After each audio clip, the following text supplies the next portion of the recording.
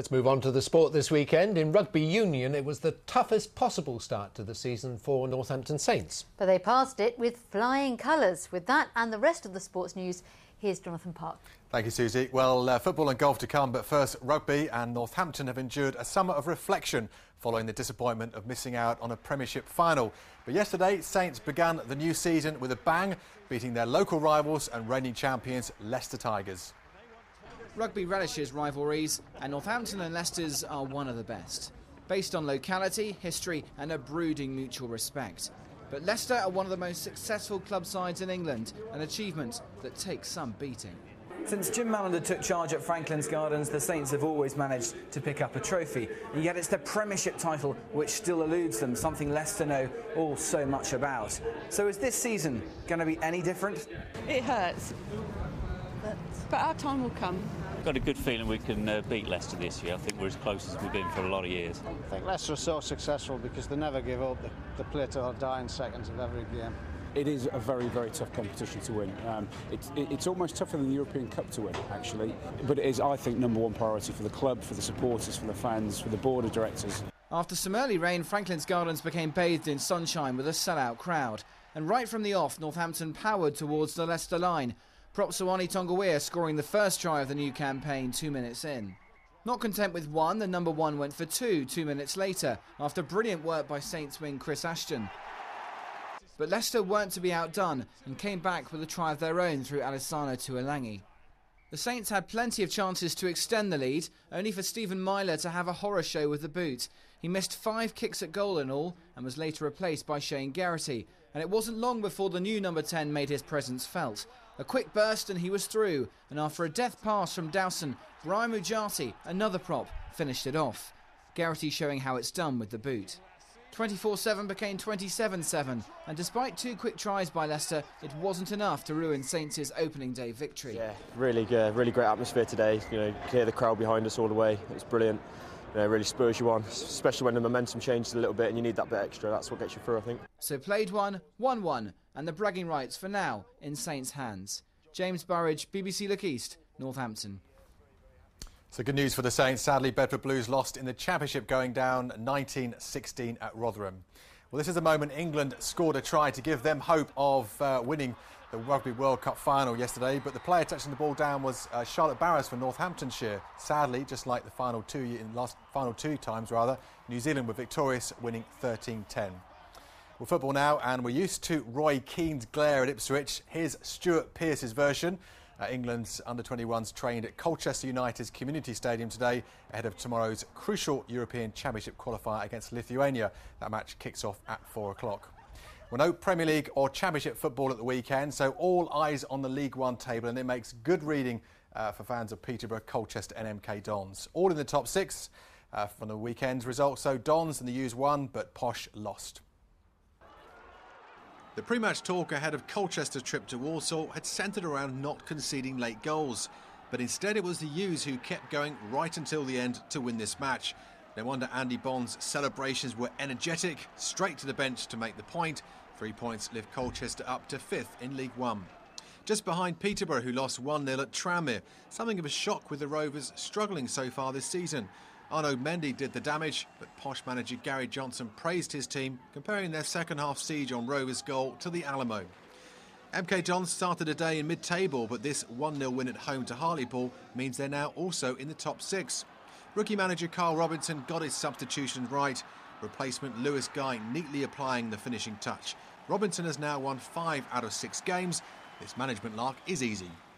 In League Two, it was Stevenage against Stevenage, with the referee deciding Crewe's kit was too similar to Borough's. The visitors lined up in Stevenage's away kit. Confused? So was Crewe's defence, as Yemi Odobadi put Graham Wesley's team 1 up. But Crewe scored a deserved equaliser in a bad-tempered second half thanks to Ashley Westwood's special. Borough were later reduced to 10 men. Result of the day in the division was Southend's 2-1 win at home to leaders Torquay, and 2 cracking goals for the Shrimpers thanks to Anthony Grant and Josh Simpson. Sweet and sour according to boss Paul Sturrock, who saw the goals reduce the deficit after the break and caused plenty of anxious moments. Finally, Northampton were on their way to a much-needed 3 points at Aldershot. Billy Mackay had given Cobblers the lead, but deep into stoppage time, the shots hit back. With no wins in 5 games, the pressure is starting to build, according to manager Ian Sampson. Finally, golf, and this is Ireland's Des Smith on the left with the prize for winning the Senior Masters at Woburn yesterday. Des won his first title in 1979, and it's the 5th successive decade in which he's won on the tour. He carded a final round of 69 to win by 3 shots. Back to you guys. Thanks, Jonathan. Now, a former pupil at the Norwich school has been shortlisted for the Mercury Music Prize this year. He's jazz pianist Kit Downs, who's been shortlisted with his trio for his debut album, Golden. They'll be competing against 12 other artists, including Paul Weller, Mumford & Sons and Corinne Bailey-Rae. Previous winners include Arctic Monkeys and Elbow. The Mercury Prize music competition, which started 18 years ago, brings talented, sometimes fairly unknown acts to the masses. This year, some familiar names, Paul Weller and Dizzy Rascal, and alongside them, Norwich jazz pianist Kit Downs and his group. Being on the Mercury Prize is amazing, obviously. It was a great surprise. I can't stress that enough. It was a huge surprise. It all started for Kit on this, his childhood piano. My mum's a piano teacher, and I sort of picked up a lot of stuff from her early on. And still, when I come back from London, I still feel very at home playing this piano, and I get a lot of ideas for writing music and stuff. And in fact, that inspired one of the tunes on the CD called Homely. It's just this feeling of getting home and playing my nice old piano. The Kit Downs trio comprises of Kit on piano, Callum Gawley on bass and James Madram on percussion. Their debut album Golden, released in November, captures the band's live sound during their 4 years at the Royal Academy of Music.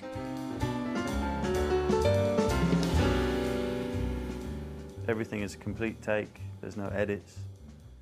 It's all played as if we were playing a gig, so I wanted to get the energy of a live performance, really. Winning the Mercury Prize can boost album sales, which it did for Elbow in 2008. They saw an increase of 700% for their album The Seldom Seen Kid, and a nomination can take bands onto the mainstream platform, offering up their music to a wider audience. We've had the opportunity to talk about our music and to present it to people that maybe don't buy jazz albums so much. And it's meant that also we've sort of been in this pop kind of world, which obviously we sort of don't belong in really, but it's fun, you know. I guess it's a trip. Tomorrow night, the trio find out whether their album Golden has won them the prize of £20,000 and the title of Mercury Prize winner 2010. Dawn Gerber, BBC Look East, Norwich. Well, now let's go back to our top story. Derek Slade, the former headmaster who's been jailed for 21 years for violence and sexual abuse. The allegations were first made public in the early 80s on BBC Radio 4 by Roger Cook, and Roger Cook is in Bristol now. How did you first become aware of a problem with Derek Slade? We had 1 or 2 letters from, I think, worried parents who were very circumspect about what they said, which caused us to make inquiries on the ground. And we found more and more disturbing things, although the real problem has always been that children didn't want to talk about it because of what they describe as his reign of terror. Their parents, if they knew about it, just took the children out and wanted to put it behind them. And 1 or 2 members of staff who might well have known what was going on didn't do anything to protect their jobs. So it was a sort of involuntary conspiracy of silence, which is why it's taken 28 years to get where we are today.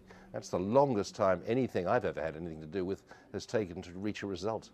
I know you've stayed in touch with some of the victims. Can you describe the effect that it's had on their lives? Well, it's been catastrophic. I mean, you hear people saying this little sort of thing all the time, but it really is.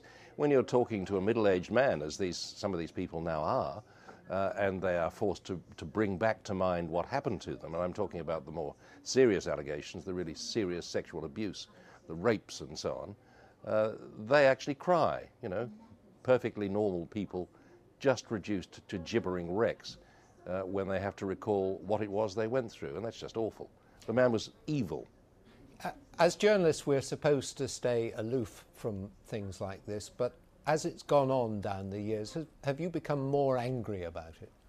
No, I've just stayed continuously angry, wanting to see things done. But the trouble is you couldn't get people to come forward and talk about it. The atmosphere then was different. They do now. And of course, when the pressure began to build up a few years back, Slade got himself a false passport using the trick used in Day of the Jackal by the hero, the anti-hero, and went off to India, where it is said he did exactly the same thing for many years. Do you believe that this could happen now or not? Oh dear, you can't ever say never, can you? But I hope not.